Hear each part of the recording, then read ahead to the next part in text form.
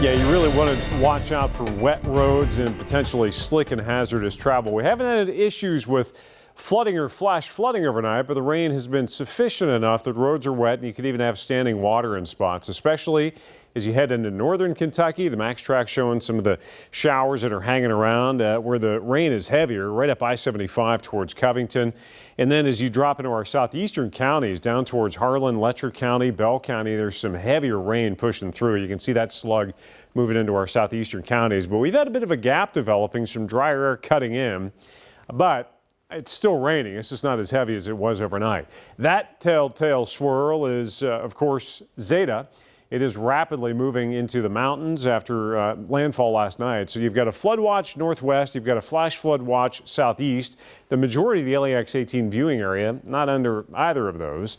But we've had rain 1 to 2 inches, Winchester into Richmond. This is ground truth. These are observed totals via the Kentucky Mesonet. 9/10 of an inch in Harrodsburg, 8/10 of an inch in Lexington, 1 inch in Frankfort just overnight into this morning. And we could throw another ½ an inch to an inch onto that as this rain continues today with some of the heaviest amounts just out of state and running up into southern Ohio and Indiana. There's Zeta. Brief intensification, 110 mile per hour sustained winds at landfall, a strong category 2.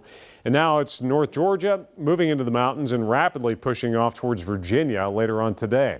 It's a tropical storm. Winds are sustained at 60 miles per hour. And it's bypassing the Commonwealth, but the low that's driving our weather isn't. It is basically overhead later on this afternoon, then pushing east. Gusty showers, isolated thunder showers today, and the rain does not wrap up until tomorrow morning, and then we clear out for the weekend. So good news there.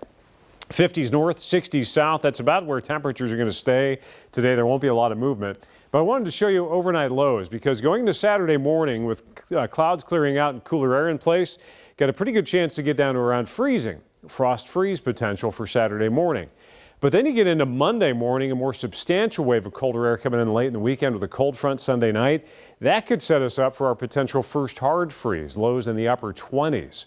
So we'll have to watch out for that as well. Another notable item for the weekend, daylight saving time ends in 3 days. We're going to finally stick a fork in that as we get into early November. And as far as the forecast is concerned today, well, rain around. You're going to see a lot of 100% chances for rain out there. It's more the same out east. You can see a 90% chance in Mount Sterling with highs around 60. Temperatures do ramp up as you drop into our southern counties. We'll have a boundary hanging around. So we'll go from 50s and 60s north to even low 70s down towards Harlan. Look at that. Upper 60s to low 70s, Whitley City.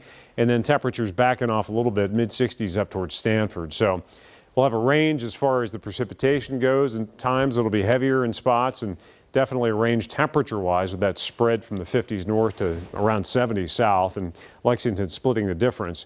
Into the weekend, Halloween, no worries. Mostly sunny Saturday, a cool but dry night. And then for Election Day Tuesday, sunshine, highs in the mid-50s.